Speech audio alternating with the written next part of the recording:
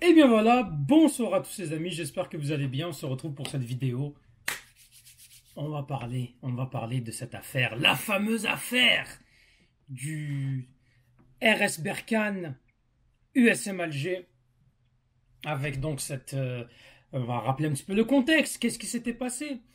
Eh bien, il y a un an, il y avait normalement le match demi-finale de la Coupe de la CAF, et ensuite ce match n'a pas eu lieu parce que en Algérie, les autorités algériennes avaient confisqué le maillot du club marocain à cause de la carte territoriale qui était indiquée, qui intégrait donc le Sahara occidental, qui, je rappelle, c'est un territoire qui est considéré comme non appartenant au Maroc et qui est donc sous l'affaire de l'ONU, l'Organisation des Nations Unies.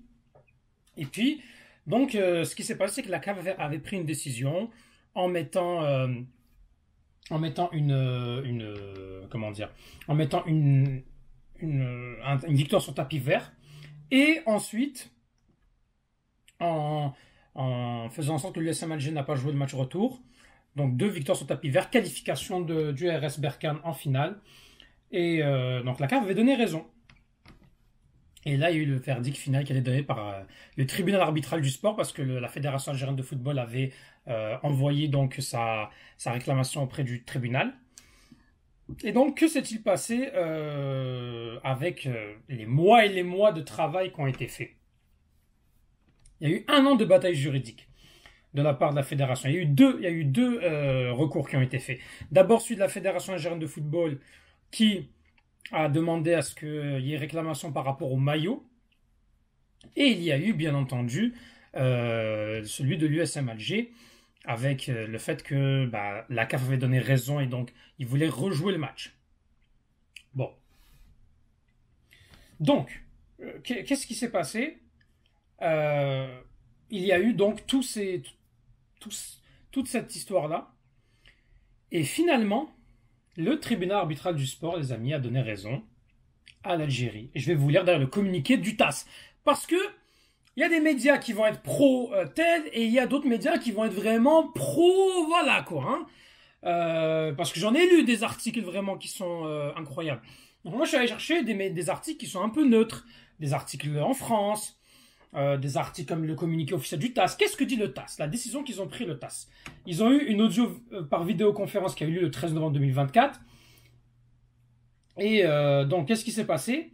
C'est que aucune des parties n'avait contesté que les maillots litigieux présentaient une carte géographique du territoire du Maroc contenant le territoire du Sahara, et que ceci ne correspondait pas à la carte officielle du Maroc telle que publiée par l'Organisation des Nations Unies. Qu'est-ce qu'ils ont décidé? C'est que seule la FAF a épuisé les voies de droit préalable à l'appel au TAS. Donc, ce que l'USM a demandé, c'était irrecevable. Ce qui veut dire que l'USM Alger, malheureusement, la CAF donne raison au résultat. Donc, le RS Berkane s'est qualifié en finale.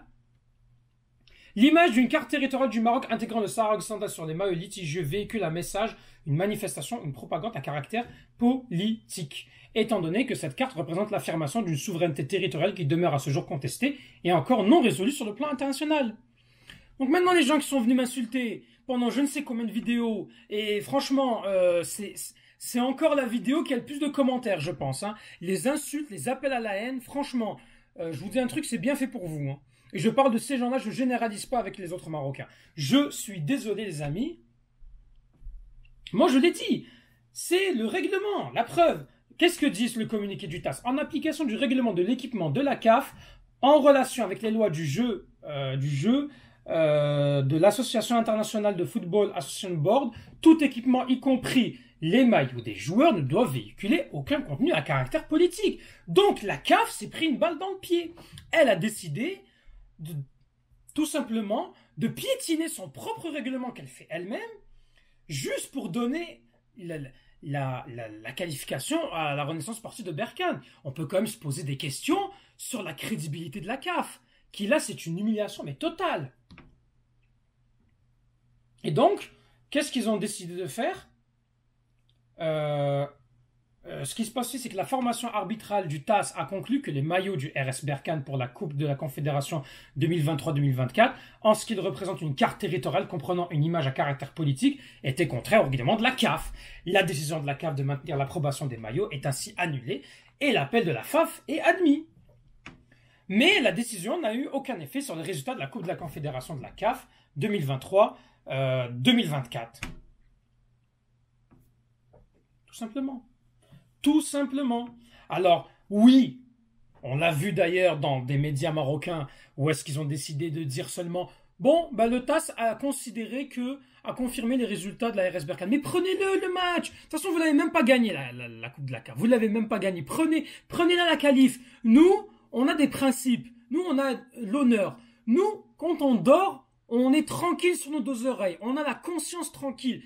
Vous, par contre, continuez avec vos conneries et laissez-nous tranquilles. De toute façon, moi, j'aime pas trop parler politique. Moi, je sais juste de dire les choses. Le règlement n'a pas été respecté et on a piétiné un règlement. Simple, clair, net, précis. Après, les histoires liées au contexte du Sahara occidental, moi, ça ne m'intéresse pas.